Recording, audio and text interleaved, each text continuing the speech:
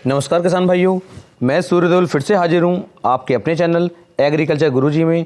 किसान भाइयों, आज हम बात करेंगे अक्टूबर महीने के अंदर हमारा जो पौधा गन्ना है, पौधा गन्ने के अंदर हमें कौन कौन से खाद, कौन कौन से उर्वरक कितनी मात्रा में डालने चाहिए, जिससे कि जो हमारा पौधा गन्ना है इसकी गन्ने की मोटाई, गन्ने की लंबाई, इसकी लेंथ और इसका वजन अच्छी तरीके से बढ़ सके।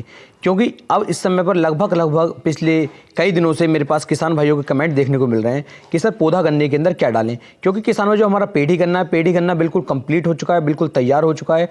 जितने भी किसान भाइयों ने मेरे तरीके से गन्ने की खेती की है, वे सभी किसान भाई मुझे अवश्य बताएं कि पेड़ी गन्ने के अंदर कितना वजन किस तरीके से निकल करके आया है।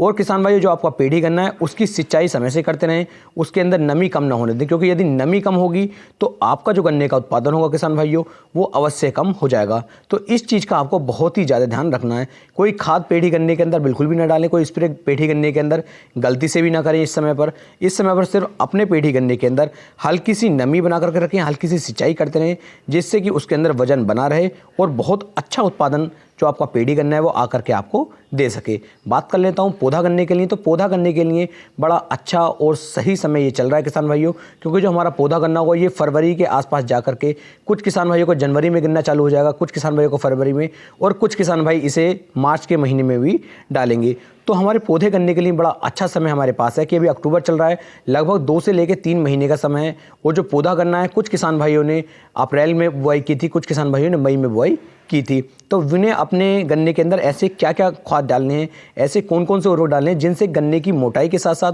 उसकी लंबाई और उसका वजन भी बढ़ सके। तो इसके लिए सबसे पहले किसान भाइयों आपको लेना है यूरिया। क्योंकि यूरिया का उपयोग यदि आप इस समय पर करेंगे तो आपके खेत के अंदर गर्मी बनी रहेगी, क्योंकि अब बिल्कुल ठंड का मौसम हो जाएगा तो गन्ना अच्छी तरीके से बढ़वार नहीं कर पाएगा। तो यूरिया यहाँ पर यदि आप डालेंगे तो इससे गर्मी बनेगी और आपका जो पौधा गन्ना होगा ये अच्छी तरीके से जो है बढ़वार करेगा और गन्ने के अंदर आपके चमक बनी रहेगी। तो इस समय पर यूरिया की मात्रा आपको कम से कम 40 से लेकर 45 किलोग्राम प्रति एकड़ के हिसाब से लेनी चाहिए, जो कि बहुत ही ज़्यादा आवश्यक है।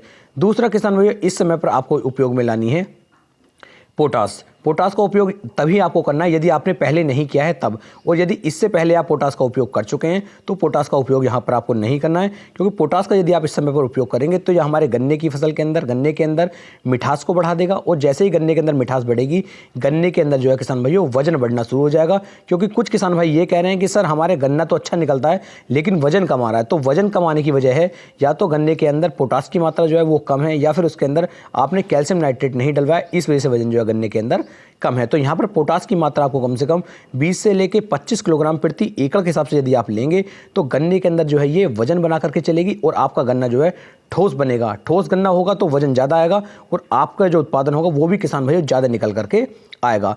इसके साथ साथ किसान भाइयों आपको इसमें उपयोग में लाना है इस समय पर रिजेंट। रिजेंट का उपयोग इस समय पर जरूर करें। यदि इस समय पर आप रिजेंट का उपयोग करेंगे तो आपके गन्ने की फसल को अब से लगा करके और जब तक आप गन्ना गिरेंगे तब तक किसी भी और कीटनाशक की आवश्यकता नहीं पड़ेगी। जो हमारा रिजेंट है ये कम से कम 2 से लेके 3 महीने तक बहुत आसानी के साथ, ये एक हल्का कीटनाशक है, अब रोग भी कम लगेंगे हमारी फसलों के अंदर, और ये हल्का सा कीटनाशक बहुत अच्छा काम करेगा।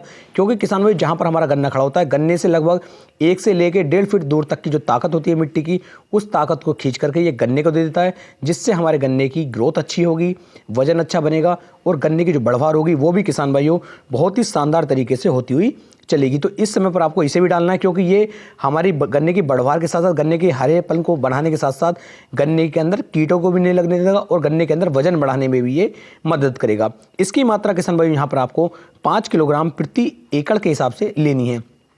इस तरीके से किसान भाई 40 से 45 किलोग्राम आपका यूरिया हो जाता है, लगभग 25 किलोग्राम आपकी पोटास हो जाती है और 5 किलोग्राम आपका रिजेंट हो जाता है। इन तीनों को आपस में अच्छी तरीके से मिक्स कर लीजिए और इन्हें मिक्स करने के बाद किसान भाइयों आप अपने खेत के अंदर बिल्कुल जड़ों के पास में से यदि डलवाते हैं तो बहुत ही शानदार और लाजवाब आपके गन्ने की ग्रोथ होगी और उसकी बढ़वार बढ़ेगी। तो इस तरीके से आप अपने पौधे गन्ने की बढ़वार को मेंटेन कर सकते हैं और इससे अच्छा उत्पादन ले सकते हैं। उम्मीद है मैं आपको एक सही और अच्छी जानकारी दे पाया हूँ। यदि वीडियो पसंद आई हो तो वीडियो को लाइक, कमेंट और शेयर करना ना भूलें।